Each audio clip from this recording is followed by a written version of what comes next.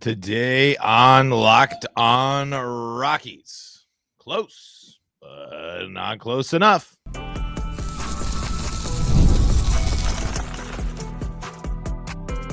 You are Locked On Rockies, your daily Colorado Rockies podcast. Part of the Locked On Podcast Network, your team every day.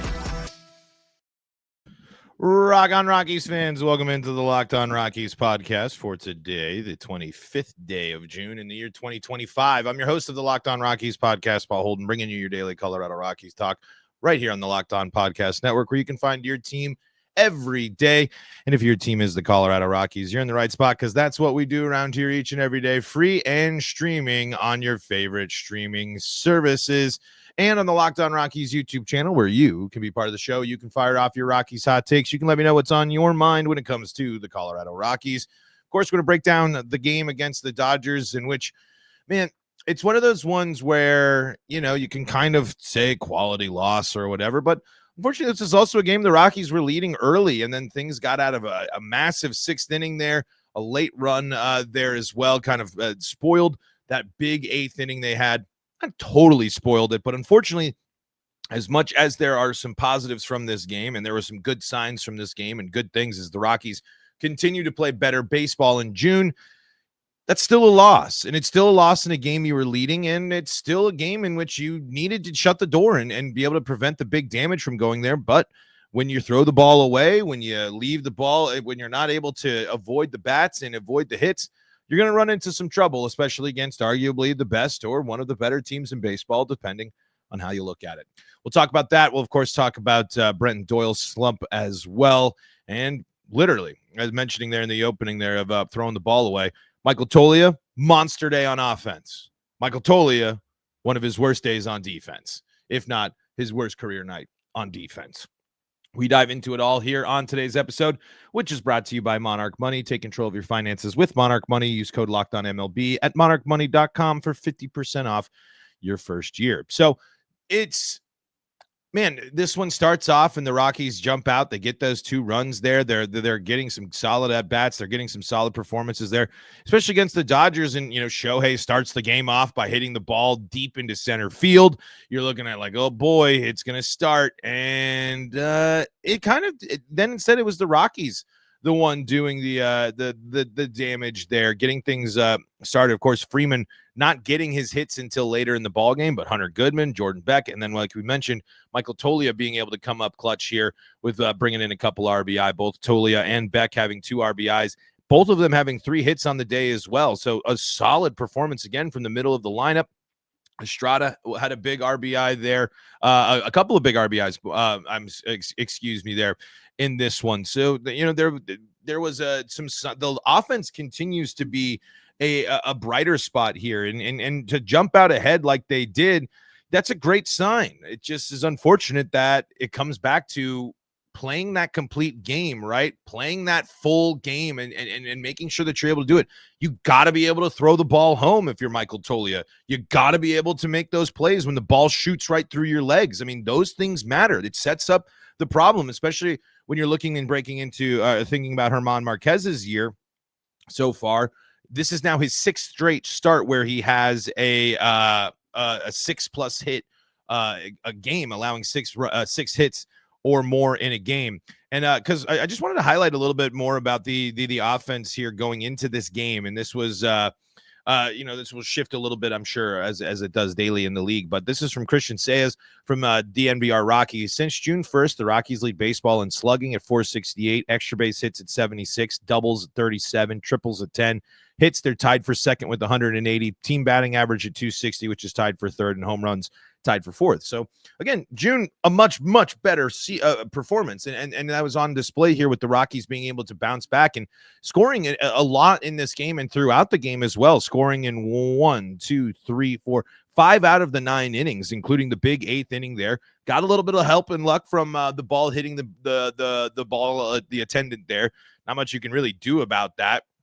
It does seem like it's I don't quite understand what the ruling is there. Of course, we'll take it any day of the week, and it helps set up the Rockies for that massive inning. I like that this team stayed in there. I like that this team stayed aggressive. I like that this team was putting together a game and showing that they can go blow for blow with the Dodgers during this bullpen game. We knew coming into this series, it was the starting pitching was dealing with a lot of injuries for the Dodgers, and for the Rockies to be able to do some damage against this bullpen and maybe work them out a little bit here. In some instances, they got Warboleski goes for 5 innings there and is able to rack up 7 Ks. So as much as we can sit there and kind of look at things that are like encouraging and again, that offense, 7 runs again in this ball game, as they continue to plate runs, it just does kind of remind you of like, then there's the other side of it, right? There's the errors, which again is one of the most frustrating parts about this team this season. I mean, we were thinking about how great this team was going to be defensively, and especially Toglia being hyped up on as the defense being one of the strong parts of his game. It is just very unfortunate to see that there's been a few of these examples where it's like, man, close game. They did these things right, but boom, it's the errors. It's the not being able to not be able to miss bats, like I mentioned before. Herman actually, 6 strikeouts in this appearance as well, 4 earned, allowing with that home run there from Conforto. It was it messes with you. I mean, he also took a tumble at the end there with one of the Toglia errors and might have messed up his ankle a little bit, rolled it a little bit, at least impacted there. He was able to finish the inning after that play, but now we're going to have to keep an eye on that. When you can't put it all together, like I said, you watch the Dodgers in a game in which you would say that they struggled, or throw the Coors Field element on it. This was still a team that they show you why they're so good, because even on their off nights, even on when in a shootout, they're able to come together and do the big damage. And of course, it did certainly feel inevitable that Shohei Ohtani was going to go yard in this one. I mean, those first 2 outs were long, loud outs. And then, of course, it's Coors Field. It's Shohei Ohtani. What are you going to do? So that's just kind of it. I mean, just like we've said a lot with this tough schedule all season long, you got to play the full game. And if you're going to, if you expect to win, if you want to win, it takes the full, complete 9-inning effort. It takes playing clean baseball. It makes error-free defense, getting those outs, getting those strikeouts, because again, that's a close, hard-fought game that the Rockies came back in one they found themselves down very early and down by a lot. And for them to keep the fight alive, keep themselves in this ball game is a great sign, as this team continues to show that it's a more confident team, it's a more comfortable team. It's not translating into wins, which is all the time. It more so in June, of course, like we've mentioned, but it's still good signs. But man, it is just tough when you look at the record, when you look at how the season goes. It's just, unfortunately, it's still another loss. It's still another problem. It's something like it's something that is just hard to just completely focus. It's hard not to try to latch onto those things that get in the way and maybe distract us from the good things here. Because what happened with Michael Toglia on Monday or Tuesday, I should say, is a crazy game, and I was pretty shocked. It highlights that's what baseball is, right? I mean, it can be so weird like that you could have the errors, 2 errors in 1 inning, nearly a third as well in that game. And then you also hit one of your strongest, best performances in that same game. It's just mind-blowing to me how baseball works out that way, right? And they mentioned it on the broadcast too as well, about how the game finds you in those certain situations. It was tough to see with the Rockies having those runners on first and second. They were able to get get that rally going, but to get those strikeouts there beforehand, where they really could have gotten themselves into a position to really hit that ground running there, after Freeman was able to fight off one for, what is it now, an 11-game hitting streak, the longest Rockies hitting streak of the season. Let's talk a little bit about, again, that Michael Toglia Jekyll and Hyde game, and as well about Tyler Freeman heading up in the order, and unfortunately the struggles of Brenton Doyle. That's all coming up next on today's episode of Locked On Rockies. Before we do that, though, got to tell you about the folks that help make this show possible, and that includes Monarch Money.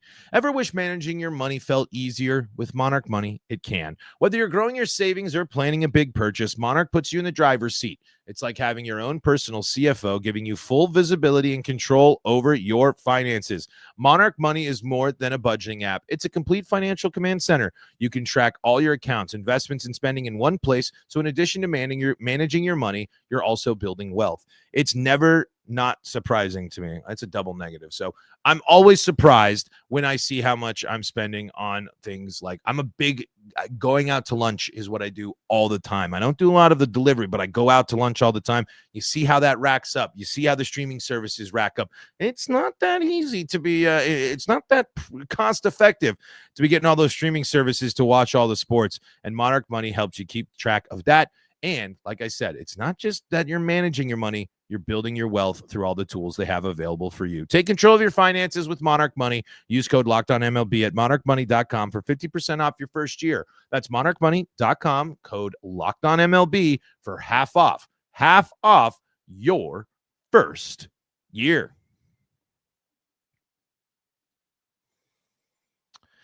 Back at it here on segment number 2 of today's episode of Locked On Rockies. We are free and streaming on your favorite streaming services that are available to you.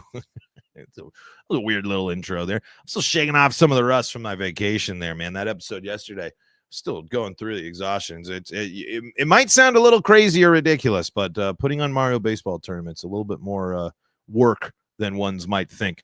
But anyway, we got an interesting game line here, of course, from Michael Toglia. We're talking about 3 for 3 with 3 doubles there, having the RBI in that. He had 2 RBI in that game. He continues to be swinging a solid bat during this return.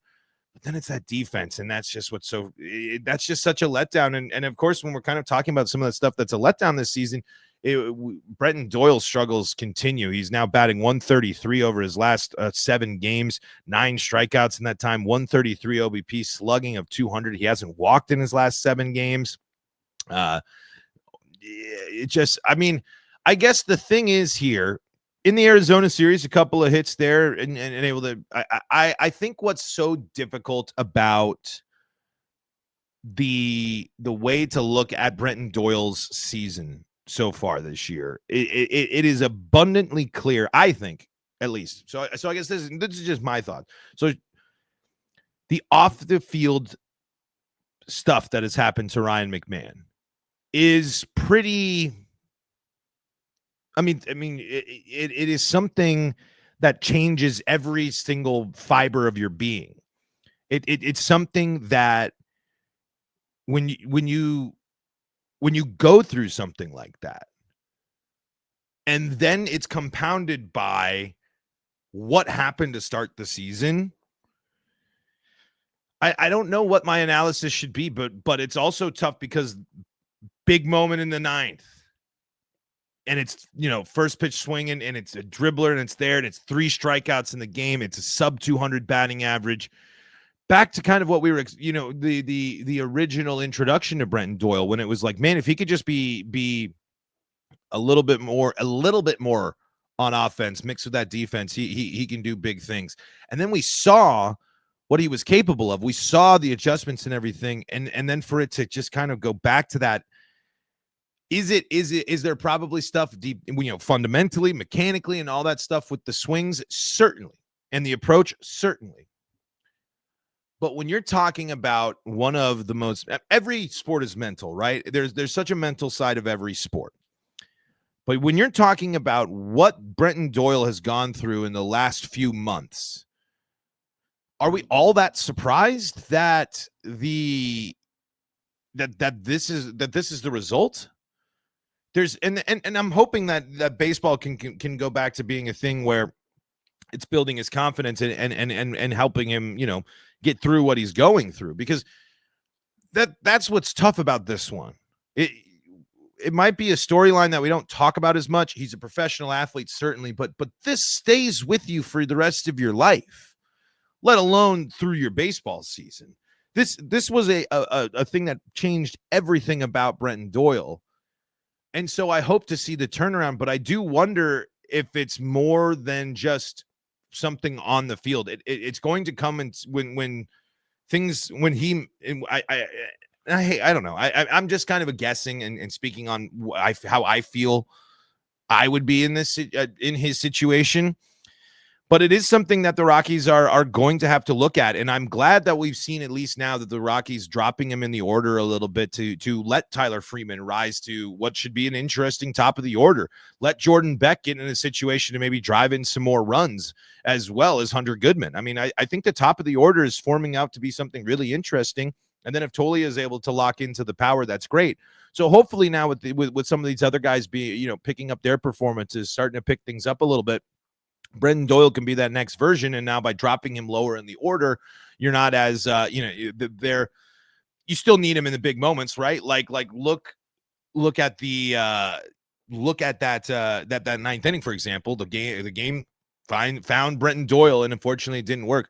I'm still hopeful that he can break through it. He was able to make the adjustment from year one into year two and be successful that way. And see if it's see if we can find something new as a lot of Rockies are starting to unlock some new things and get themselves into some pretty good rhythms here. As we were mentioning there, Freeman, Beck, Hunter Goodman, of course, and Michael Toglia on offense since he returned. So I am concerned. But if the question is, are you concerned about Brendan Doyle? I am concerned about Brendan Doyle. I am concerned that it's a tough stretch for him, and it's I don't know if it will be the send down to the minor leagues to see if it see if that's like what you're looking to do. I don't know. I don't know if that'll be the reset that'll work, and I also don't know that that's the immediate fix. It could. We have seen it work, but do you want to take the risk of losing that spot in defense on center field? I mean, they've given Brendan Doyle a little bit more days off, and they've gone through and done things that they put Hilliard in. They've gotten him out a couple of times. I'm curious though. They will have to start looking at solutions or something for Brendan Doyle. But I think when I think about evaluating this year, I just think when you take into consideration of everything that's been going on, but it's a tough spot to see. It's a tough sight to see. And there's a question from the Locked On Rockies YouTube comment section that we'll dive into next. And we'll get ready for game number 2 against the Dodgers and the Rockies. We'll be doing that all coming up next on today's episode of Locked On Rockies. Before we do that, though, got to tell you about the folks that help make this show possible, and that includes Rugiet. Guys, you've probably heard of Viagra or Cialis. Maybe you've even tried them, but if you're looking for something beyond the usual pill, it's time to meet Rugiet Ready. Rugiet Ready is the next-gen prescription treatment designed to amplify arousal in the brain and boost blood flow. Unlike the usual pills that can take hours, Rugiet's 3-in-1 formula dissolves under your tongue and kicks in fast, on average in 15 minutes. Effects can last up to 36 hours, so you can stay confident and in control when the moment is right. If traditional options haven't worked, Rugiet might be the answer. Over 150,000 men have already made the switch. You can find completely online, board-certified doctors with discreet shipments that'll go right to your door. You can even read real customer reviews on their site. It's helping a lot of people feel more confident and present in the moment. Head to Rugiet.com/LockedOnMLB and use code LockedOnMLB to get 15% off today. That's RUGIET.com/LockedOnMLB and use promo code LockedOnMLB for 15% off. Individual results may vary with prescription treatment. Compounded drugs are permitted to be prescribed under federal law but are not FDA approved and do not undergo FDA safety, effectiveness, or manufacturing review.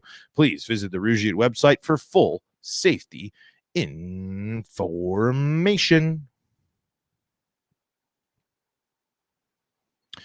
Locked On Rockies here, bringing you your third segment of today's pod. Fun game, it's It's always tough, man, with how the middle of those games go, right? The big inning happens, and I've been saying this kind of a lot on my when I send some messages throughout the game out there on the social verses, just how much Coors Field erupts for the opposition, and the Let's Go Dodgers chants were very loud and clear once again at Coors Field. And I ask you, if you're someone that's focused on ticket numbers and sales and all that stuff, remind yourself to be looking at how many of those tickets come from people from out of state. But they were definitely nervous there, and I think Dave Roberts kind of mentioned a little bit about it. I saw some interviews before the game there from some of the Rockies media folks talking about taking over the job in Warren Schaefer, and I think Roberts was kind of pointing out some of the things that are going better for the Rockies, like May Rockies in that 6th run inning. I mean, this game's getting real ugly. The team does that. I feel like this team is playing with, they know what the narrative is. They know what the situation is. They know what the story is surrounding them, but they are kind of brushing it off a little bit. They are kind of making it, they are kind of saying, like, screw that. We know who we are. We know what we're capable of. And they've been stepping up in moments, again, playing closer ball games. It's losses, but that was a game that looked out of hand, and instead the Rockies were the ones that fought back, making it a 1-run game, getting a big 3-run 8th inning, putting the pressure back on the Dodgers, even tying them in hits in this ball game. But still, unfortunate to see them come up short. But it shows that this team is in a different spot. It shows that this is closer to the team that we thought they were going to be this year, where it was, still going to lose a lot of games, still not going to be great, but are capable of raising some eyebrows at some times. And if you eliminate errors, if you eliminate some of the, if you start perfecting the small things while being able to grow and continue to develop as an offensive unit, you are going to be better against teams. But when you go up against the best team, you have to be the best. And unfortunately, the Rockies were not able to be, did not play up fully to that level here, despite some solid performances as they fall to 8-30 at Coors Field this year, which is pretty crazy to say. Wanted to take a question from the Locked On Rockies YouTube comment section here. Here's from Jonesy's Game. And are you still against what I said a while back about trading Tovar or Doyle for great pitchers? Seems like we can find bats easily and never sell them. Think about Nolan Jones after his big year.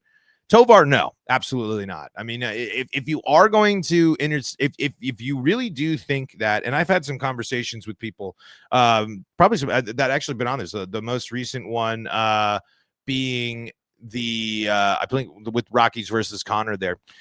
If you really don't think that you're going to be, it depends on how far ahead you look. If you're the Rockies, right, or what your plans are. I mean, we keep hearing about things are going to change or whatever and all this stuff, so what does that actually look like?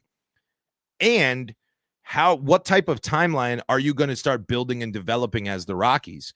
If you're sitting there and you're kind of acknowledging the fact that this team might not be competitive for 3+ years, 2, 3, 4 years down the line, that you're not thinking that this team's going to be back in it. Mind you, the Rockies have always said that they're going to be in it, competitive and all that stuff. So it's hard to determine that. I think a Brenton Doyle trade is certainly interesting. I think that at this point, you kind of can see maybe that he might not fit into the equation long term. But at the same time, I still think that he is going to be able to get you. I think he's going to be a bigger help than he will. And again, if you're looking at, are you going to trade Brenton Doyle at this stage right now? Are you going with where he's at and how he's been playing this year? What does that mean for his trade value? Is it worth continuing to ride through the Brenton Doyle experience? You go through, say, next year, and he bounces back. Say he bounces back, the performance is up, and then the trade deadline comes. Rockies are already out of it, for example.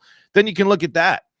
But Ezequiel Tovar is far too young and can be far too valuable at some stuff there. The difference between Doyle and Tovar is age. Brenton Doyle is 27. So again, when we're talking about if you're not competitive for 3+ years, and Brenton Doyle's on a non-competitive team for 3 years, and then you decide to do something about it, then he's 30 at that point. He's 29. He's 28. All with years of Coors Field, running around the outfield of Coors Field under his belt as well. So certainly if you are the Rockies and you're looking to just fully hit eject on where you're at right now, just tear apart every possible thing that makes sense for you to see what you can get. And that includes even, again, you look at this start and you say, what will Herman get you? Some people might say he won't have to pitch at Coors. He won't be pitching against the NL West all the time. And he's shown in some situations that he can do that. So for it to go, everyone's talking about pitching. That can't be the only answer. The Rockies have had a better June, certainly, have been a better offense in June, certainly, but a huge problem for them of late is that offense. And they have interesting pitchers in the system. They will need to retool as their rotation hasn't performed as up to what people would hope for some guys that they are familiar with. And they're going to be pitchers that will be moving on. I mean, German Marquez is not going to be a Rocky next year. I will be absolutely, I would be shocked if he re-signs. The Antonio Senzatella contract is a tough one, and we'll see what possibly might happen with a Kyle Freeland, an Austin Gomber. So I don't know if you what you would get in terms of pitching wise for this version of Brenton Doyle. And I think it's far too early to consider moving on from Ezekiel Tovar at this point still. So we'll see. I mean, the trade deadline is going to be a fascinating moment for this team. I mean, because it's what value do the players have for the Rockies? What are the Rockies able to get for their current roster and what they have? What are the Rockies going to acquire or get from this, and how will this impact the second half of just this season? I mean, if you move on from a lot, if you're able to, or if you want to move on from a lot of players, how do you replace those players, and what do those replacements look like? So I don't know. I personally think that the Brenton Doyle trade conversation has to has to line up with your bigger plans. If you can sit there and be honest with yourself and say, we need to blow this up, we know it's going to take an additional few more years, then a Brenton Doyle trade should be on the table. But if you're not going to do that, which I don't think the Rockies are, and I just have a hard time believing the Rockies, with how much promo and how much they've believed in and bought into Brenton Doyle over the last couple of years, I just have a hard time believing it would happen. So we'll see. I don't know. But it was again, as we put a bow on this one, a tough one for the Rockies there in the fact that they were in it, they were leading early, had the momentum, and then the errors get in the way. Dodgers pull ahead, and unfortunately leave them in the dust 9-7. But like the fight that we saw from the Rockies, like the fact that this team continues to be playing some more competitive ball and being a team that is showing a little bit more life here and keeping games a little bit more close. But now you got to try and do it again here as the Rockies got the Dodgers again, and it's going to be Yamamoto on the mound here. 6-6 win-loss record for Yamamoto, 2.6 ERA, a whip of 1.09, 95 strikeouts in 84 innings pitched, 30 walks this season and 9 home runs. So again, kind of something that we've seen a little bit from the Rockies with these good teams and teams with good pitching staffs. The walks can be an issue. So if the Rockies are able to get some free passes, they've done damage on it before. They've been able to take a little bit more professional at bats. It's going to be a good one. And then on the other side for the Rockies, it's going to be Chase Dollander taking on the Dodgers. How does the young guy handle the Dodgers there? Not sure if he was on. He probably was not with the team, I don't think, in the first series. I don't really remember. Let's see if he's got anything about against the Dodgers here. I don't believe he has seen the Dodgers. No, he has not seen the Dodgers. Out of the NL West, he has seen San Diego. He's seen Arizona. So he has not pitched against San Francisco or the Dodgers. And if you're Chase, this is the start of this is the reality that you're in, right? As being a pitcher for the Rockies, you're going up against the Dodgers. You're going up against the Dodgers at Coors Field. How are you going to handle that? What's that going to look like? So we'll see if the young guy can get some strikeouts, be successful in that area, because the Rockies, they struck out 11 times. Obviously, a big problem for them continues. But on the flip side, the Rockies were able to get 11 strikeouts in that ball game as well. They were able to get some swings and misses, able to hit the corner a little bit. Herman was contributing to that before things got out of his way in the fourth. So there is a path there, and again, keep the pressure on. Jump out ahead early and see if maybe this bullpen game has any impact going throughout the rest of this series. Folks, that's going to do it for today's episode of Locked On Rockies. Thank you so much for making us your first listen of the day. We're free and streaming on your favorite streaming services. Keep those comments flowing there. Love reading them there, and I appreciate that. Let's including Salty Dolphin reminding me that Mickey Moniak came in with from the waiver wire and mentions, of course, the brutal offense from Brenton Doyle as well. A lot of people concerned about that Brenton Doyle offense, rightfully so. Maybe we'll see a breakout from him tomorrow. Maybe we'll see a Rockies win. You never know.